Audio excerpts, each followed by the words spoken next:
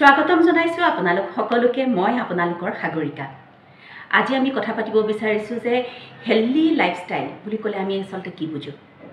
আমি আসলতে সকলোৱে কৈ থাকো যে এটা লাইফষ্টাইলটো হেলদি হ'ব লাগে, হেলদি লাইফষ্টাইল হ'ব লাগে, আৰু যেতিয়ালৈকে হেলদি লাইফষ্টাইল নহয়, জীৱন ধাৰণৰ প্ৰক্ৰিয়া যেতিয়ালৈকে শুদ্ধ নহয়, তেতিয়ালৈকে বেমাৰ আজাৰে হওক, হি চৰ্বিয়ে হওক বা বিভিন্ন কামৰ কাৰণেই হওক নিজকে ফিট কৰিব নোৱাৰে। এতিয়া কথাটো হৈছে যে হেলদি লাইফষ্টাইল মানে কি? সময়মতে খোৱা, সময়মতে উঠা, খুব ভালদৰে টোপনি যোৱা, খুব ভালকৈ এখন সুষম আহাৰৰ এখন খাদ্যৰ তালিকা, খুব ভালকৈ পানী খোৱা, এইখিনিকে লৈ আমি হেলদি লাইফষ্টাইল বুলি কওঁ। কিন্তু আচলতে হেলদি লাইফষ্টাইল মানে সেইটোৱেই নে আৰু কিবা কথা তাত আছে? এতিয়া এই কথাটোকে মই যেতিয়া খুব ভালকৈ অকণমান বিশ্লেষণ কৰিলোঁ, অকণমান ভালকৈ পঢ়া অকণমান ভালকৈ চালোঁ, তেতিয়া বুজিলোঁ যে হেলদি লাইফষ্টাইলটো হ'বৰ কাৰণে কিন্তু মন স্থিৰ হৈ থকাটো বৰ জৰুৰী। বৰ্তমান সময়ত আমাৰ ষ্ট্ৰেছৰ মাত্ৰা বাঢ়ি গৈছে। ষ্ট্ৰেছ মানে মানসিক চাপৰ মাত্ৰা বাঢ়ি গৈছে, আৰু যাৰ কাৰণে আমাৰ আজিৰ সময়ত বহু কম বয়সতে বহুত ডাঙৰ ডাঙৰ বেমাৰ আমি ফেচ কৰিছোঁ, আমি মুখামুখি হ'ব লগা হৈছে। কাৰণ তাৰ কাৰণেই হৈছে ষ্ট্ৰেছ, মানসিক চাপ। এই মানসিক চাপটো কি বস্তু, কেনেকৈ আৰম্ভ হয়, বা মানসিক চাপটো আমি কিদৰে নিয়ন্ত্ৰণ কৰিব পাৰোঁ, নে ইয়াৰ কোনো ব্যৱস্থা নাই নিয়ন্ত্ৰণ কৰিব পৰা, নে আমাৰ এতিয়াৰ লাইফষ্টাইল? কিন্তু কথাটো হৈছে যে আমি যদি ষ্ট্ৰেছক আমাৰ মানসিক চাপক যদি আমাৰ জীৱনৰ লগত জড়িত কৰি পেলাওঁ, আমাৰ লাইফষ্টাইলৰ ভিতৰৰ বস্তু কৰি পেলাওঁ, তেনেহ'লে আমি হেলদি লাইফষ্টাইল এটা মেইনটেইন কৰিব পাৰিমনে? এনেকুৱা ধৰণৰ কিছুমান প্ৰশ্ন, এনেকুৱা ধৰণৰ কিছুমান কথা কিন্তু সদায় মানুহৰ মনত এটা খুদনি থাকে, এনেকুৱা ধৰণৰ প্ৰশ্নই, কিন্তু আমি তাৰ উত্তৰটো নাপাওঁ। কিন্তু মই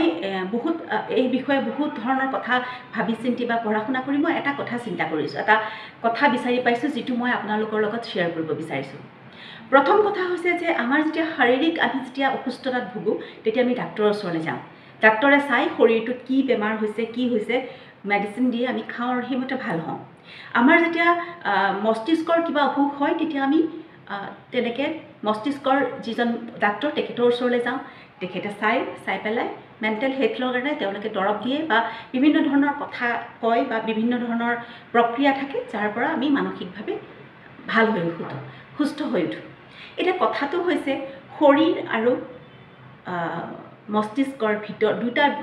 দুটাৰ বস্তুৰ পাছতো আৰু এটা বস্তু আছে আমাৰ, সেইটো হৈছে মন। এই যে মনটো কিন্তু আপোনাক কোনো ডাক্তৰ নাই মনৰ, আৰু মনটো কেতিয়াও কোনেও ঠিক কৰি দিব নোৱাৰে। মনটো কিন্তু হিল কৰিব লাগিব আমি নিজেই ঠিক কৰিব লাগিব আমাৰ মনটো। আৰু সমস্যাটো তাতেই হৈ যায় যেতিয়া মন আমাৰ হাতৰ মুঠিত নাথাকে বা মন স্থিৰ নহয়, সমস্যা তাতেই সৃষ্টি হয়। যেতিয়া আমি প্ৰথম এইখন পৃথিৱীত জন্ম হওঁ, বা এনেও আমাক বাদ দিয়ক, আমাৰ নিজৰ কথাটো বাদেই দিলোঁ, আমি যেতিয়া কোনোবা ধৰক বজাৰলৈ গ'লোঁ, ক'ৰবাত মললৈ গ'লোঁ, বা ক'ৰবাত আমি যেতিয়া এটা শিশু দেখোঁ, এটা বাচ্ছা দেখোঁ, সেই বাচ্ছাটো আমাৰ চবৰে মৰম লাগে। সকলোৱে সেই বাচ্ছাটোক ইটোৱে চুই যায়, সিটোৱে চুই যায়, কোনোবাই চুমা খালে, কোনোবাই কোলাত ল'লে, খুব মৰম লাগে। কিয়? সেই শিশুটোৰ মনত যিটো মই আছিল, সেই মইটোক মই হিচাপে প্ৰতিষ্ঠা কৰিবৰ বাবে সেই শিশুটিয়ে ভবাই নাই। তাৰমানে সেইকাৰণে তেওঁৰ মনটো একদম কোমল হৈ থাকে, আৰু তেওঁৰ শৰীৰতো সেই কোমলতাৰ ভাৱটো থাকে। সেইকাৰণে আমাৰ মৰম লাগে, সেইকাৰণে আমি এটি শিশুৰ প্ৰতি আমি আকৰ্ষিত হওঁ।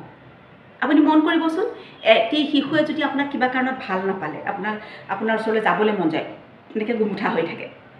আপুনি ভাল পাব, বেয়া পাব, সেইটো তাৰ কোনো লুকআউট নহয়। শিশুটিয়ে কেতিয়াও নাভাবে তেওঁৰ ভাল লগা নাই, বাছ ভাল লগা নাই, তেওঁৰ ভাল লাগিছে, বাছ ভাল লাগিছে। গতিকে এই শিশুৰ যে এই নিষ্পাপ যিটো মন, সেই মনটোৰ কাৰণে তেওঁৰ শৰীৰেও ওচৰৰ পাজৰৰ চব মানুহক আকৰ্ষণ কৰে। এতিয়া কথাটো হৈছে এই মইবিলাক যেতিয়া আমি প্ৰতিষ্ঠা কৰিবলৈ যাওঁ, এই ময়েই হৈছে চবতকৈ ডাঙৰ ইগ', অহংকাৰ। যেতিয়া আমি এই মইবিলাক প্ৰতিষ্ঠা কৰিবলৈ যাওঁ, মই হিচাপে, তেতিয়াই আমাৰ হয়তো মানসিকভাৱে আমাৰ ষ্ট্ৰেছ বাঢ়ে, আমাৰ মানসিক চাপ বাঢ়ে। কাৰণ মই নিজকে প্ৰতিষ্ঠা কৰিব লাগিব ন মই হিচাপে। গতিকে এই যে আমি কেতিয়া সুখী হওঁ, আৰু কেতিয়া দুখী হওঁ আমাৰ হাতত কি নাই সেইটো ভাবি ভাবি আমি দুখী হওঁ আৰু আমাৰ হাতত কি আছে সেইটো লৈ পেলাই আমি জীয়াই থাকিবলৈ নিবিচাৰোঁ আনৰ হাতত কি আছে আন কেনেকৈ চলিছে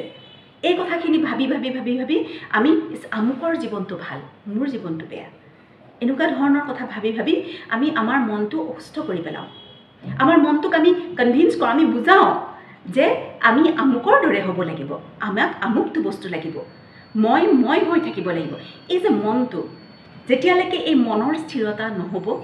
তেতিয়ালৈকে আমি আমাক কেতিয়াও হেল্ডি লাইফষ্টাইল এটা মেইনটেইন কৰিছোঁ বুলি ক'ব পৰা নাযাব মন হৈছে মন যেতিয়ালৈকে মনক আপুনি এটা স্থিৰতা এটা সিদ্ধান্তত উপনীত কৰাওক যে মনে বুজাওক যে আমি ঠিকে আছোঁ আমি যেনেকৈ আছোঁ ঠিকে আছোঁ যেতিয়া শৰীৰত ৰোগ হয় যেনে ধৰক আজি মোৰ এই হাতখনত বিষ হৈছে মোৰ হাতখনত বিষ হৈছে বিষটো ক'ত হৈছে হাতখনত হৈছে মোৰ দেহত হৈছে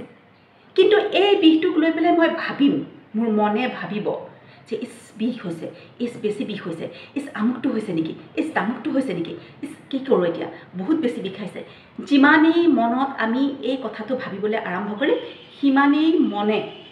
তেওঁৰ পৰা ভাইব্ৰেশ্যন মনৰ পৰা ভাইব্ৰেশ্যন শৰীৰলৈ পঠিয়াব আৰু শৰীৰত ৰোগে বেছি বংশবৃদ্ধি কৰিব বেছি শৰীৰটো বেছি ৰোগীয়া হৈ পৰিব গতিকে মন প্ৰথমতে ঠিক কৰিব লাগিব আৰু মন ঠিক কৰিব পাৰিব অকল নিজে নিজৰ মন সদায় নিজেহে ঠিক কৰিব পাৰিব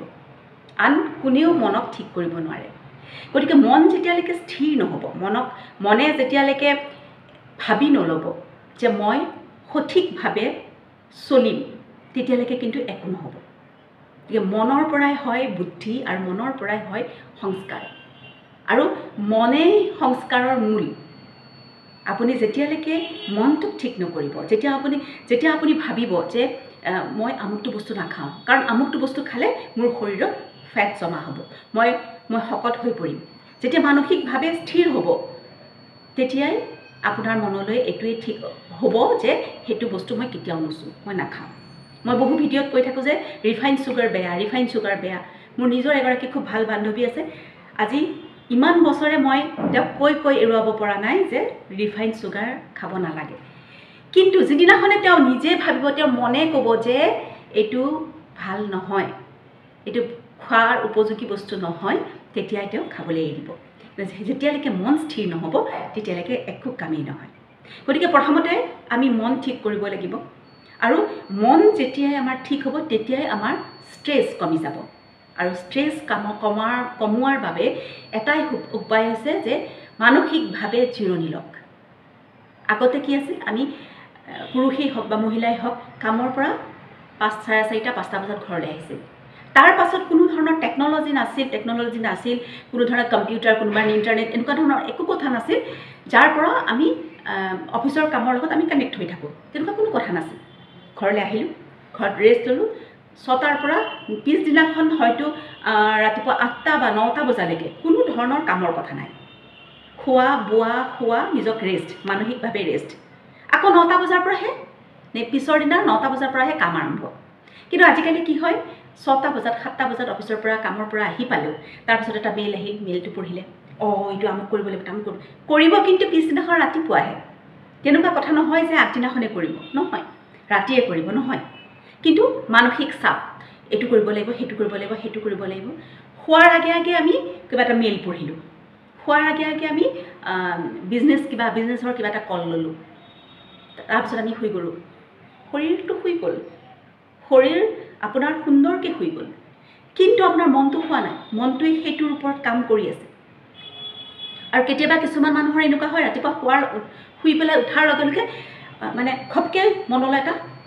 এটা আনচাৰ আহি গ'ল এটা উত্তৰ আহি যায় তাৰমানে গোটেই ৰাতি মনে সেইটো বিষয়ৰ ওপৰত কাম কৰি আছে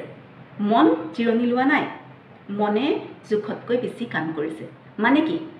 মনত ষ্ট্ৰেছ হৈছে মানসিক চাপ হৈছে গতিকে আমি সদায় এতিয়াৰ জীৱন যাত্ৰাৰ প্ৰণালী শুদ্ধ কৰিবলৈ হ'লে হেল্ডি কৰিবলৈ হ'লে